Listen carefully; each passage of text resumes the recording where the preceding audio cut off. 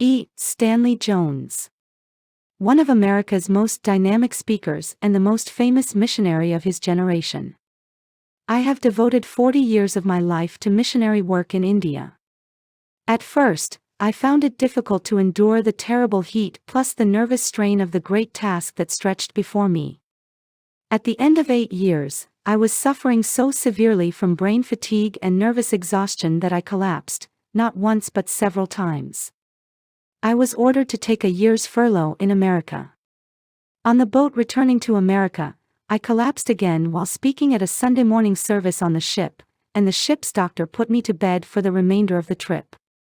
After a year's rest in America, I started back to India, but stopped on the way to hold evangelistic meetings among the university students in Manila. In the midst of the strain of these meetings, I collapsed several times.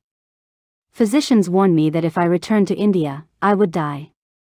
In spite of their warnings, I continued on to India, but I went with a deepening cloud upon me. When I arrived in Bombay, I was so broken that I went straight to the hills and rested for several months. Then I returned to the plains to continue my work. It was no use. I collapsed and was forced to return to the hills for another long rest.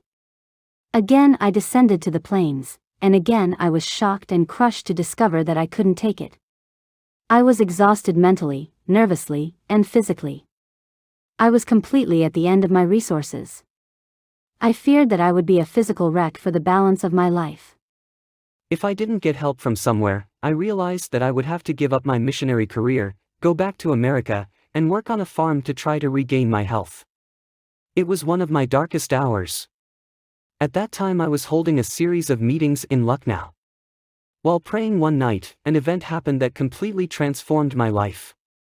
While in prayer and I was not particularly thinking about myself at the time, a voice seemed to say, "Are you yourself ready for this work to which I have called you?" I replied, "No, Lord, I am done for.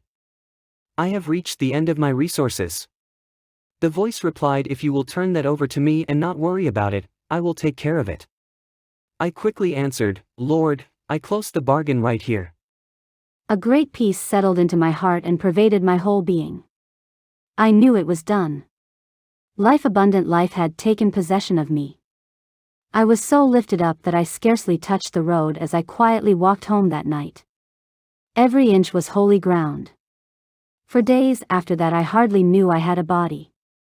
I went through the days, working all day and far into the night, and came down to bedtime wondering why in the world I should ever go to bed at all, for there was not the slightest trace of tiredness of any kind.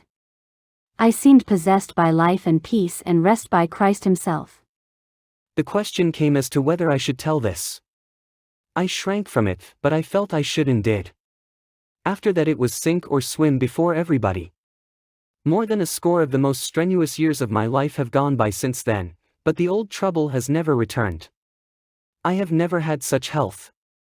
But it was more than a physical touch. I seem to have tapped new life for body, mind, and spirit. After that experience, life for me functioned on a permanently higher level. And I had done nothing but take it. During the many years that have gone by since then, I have traveled all over the world, frequently lecturing 3 times a day, and have found time and strength to write The Christ of the Indian Road and 11 other books. Yet in the midst of all this, I have never missed, or even been late to, an appointment.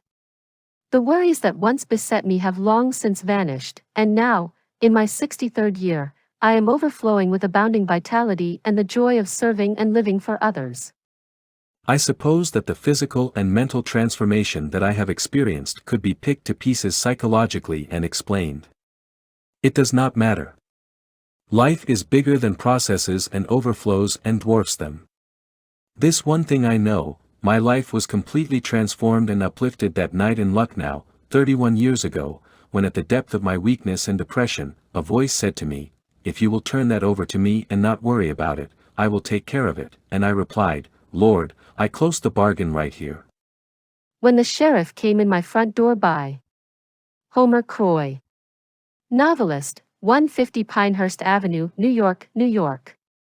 The bitterest moment of my life occurred one day in 1933 when the sheriff came in the front door and I went out the back. I had lost my home at 10 Standish Road, Forest Hills, Long Island, where my children were born and where I and my family had lived for 18 years.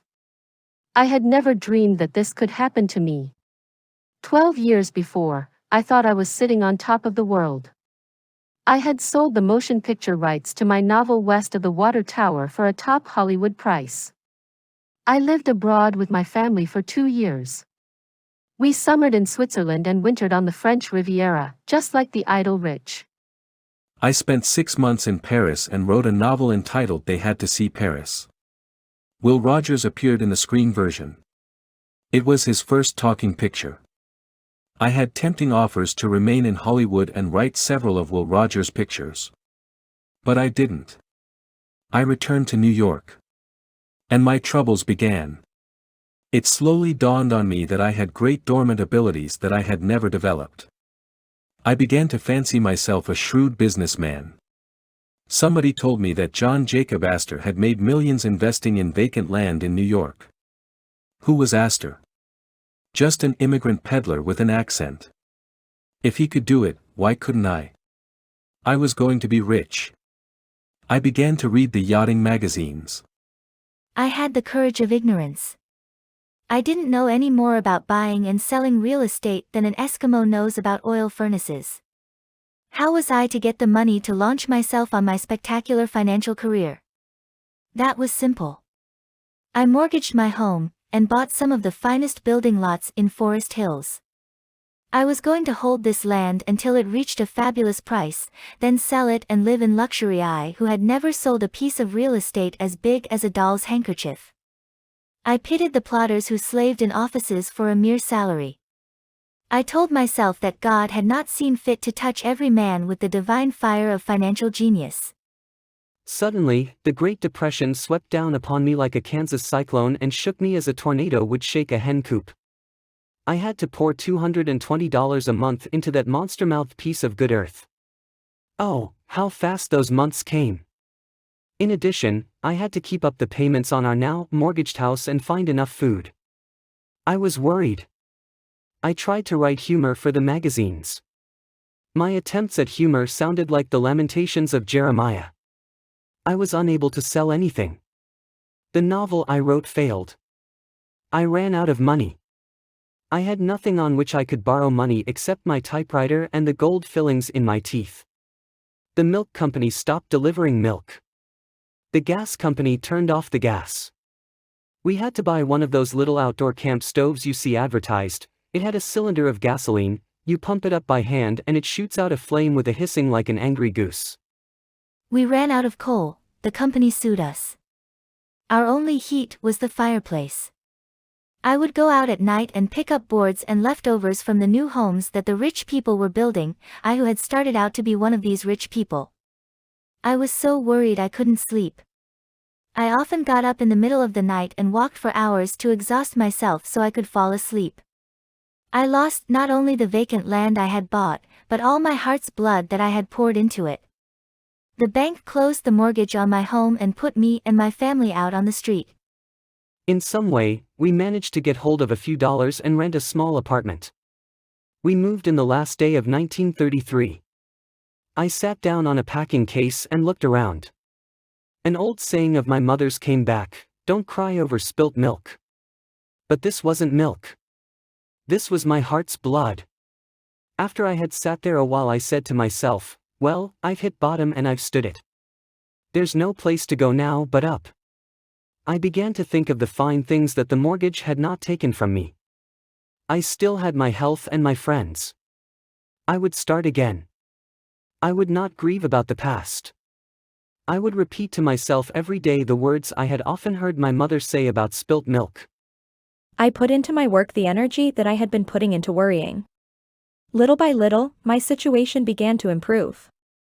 I am almost thankful now that I had to go through all that misery. It gave me strength, fortitude, and confidence. I know now what it means to hit bottom. I know it doesn't kill you. I know we can stand more than we think we can. When little worries and anxieties and uncertainties try to disturb me now, I banish them by reminding myself of the time I sat on the packing case and said, I've hit bottom and I've stood it. There is no place to go now but up. What's the principle here? Don't try to saw sawdust. Accept the inevitable. If you can't go lower, yon can try going up. The toughest opponent I ever fought was worry by Jack Dempsey. During my career in the ring, I found that old man worry was an almost tougher opponent than the heavyweight boxers I fought. I realized that I had to learn to stop worrying, or worry would sap my vitality and undermine my success. So, little by little, I worked out a system for myself. Here are some of the things I did. 1. To keep up my courage in the ring, I would give myself a pep talk during the fight. For example, while I was fighting Firpo, I kept saying over and over, "Nothing is going to stop me. He is not going to hurt me. I won't feel his blows. I can't get hurt. I am going to keep going, no matter what happens." Making positive statements like that to myself, and thinking positive thoughts, helped me a lot. It even kept my mind so occupied that I didn't feel the blows. During my career, I have had my lips smashed, my eyes cut, my ribs cracked, and Firpo knocked me clear through the ropes, and I landed on a reporter's typewriter and wrecked it. But I never felt even one of Firpo's blows. There was only one blow that I ever really felt. That was the night Lester Johnson broke 3 of my ribs. The punch never hurt me, but it affected my breathing. I can honestly say I never felt any other blow I ever got in the ring. 2. Another thing I did was to keep reminding myself of the futility of worry. Most of my worrying was done before the big bouts, while I was going through training. I would often lie awake at nights for hours, tossing and worrying, unable to sleep. I would worry for fear I might break my hand or sprain my ankle or get my eye cut badly in the first round, so I couldn't coordinate my punches. When I got myself into this state of nerves, I used to get out of bed, look into the mirror, and give myself a good talking to. I would say, "What a fool you are to be worrying about something that hasn't happened and may never happen. Life is short. I have only a few years to live, so I must enjoy life." I kept saying to myself, "Nothing is important but my health. Nothing is important but my health." I kept reminding myself that losing sleep and worrying would destroy my health. I found that by saying these things to myself over and over, night after night, year after year, they finally got under my skin, and I could brush off my worries like so much water. 3. The third and best thing I did was pray. While I was training for a bout, I always prayed several times a day. When I was in the ring, I always prayed just before the bell sounded for each round. That helped me fight with courage and confidence.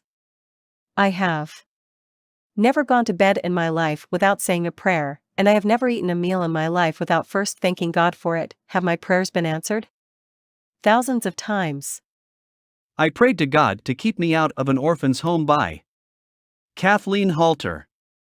Housewife, 1074 Roth, University City 14, Missouri. As a little child, my life was filled with horror. My mother had heart trouble. Day after day, I saw her faint and fall to the floor. We all feared she was going to die, and I believed that all little girls whose mothers died were sent to the Central Wesleyan Orphans Home, located in the little town of Warrenton, Missouri, where we lived. I dreaded the thought of going there, and when I was 6 years old I prayed constantly, "Dear God, please let my mummy live until I am old enough not to go to the orphan's home." 20 years later, my brother, Minor, had a terrible injury and suffered intense pain until he died 2 years later. He couldn't feed himself or turn over in bed.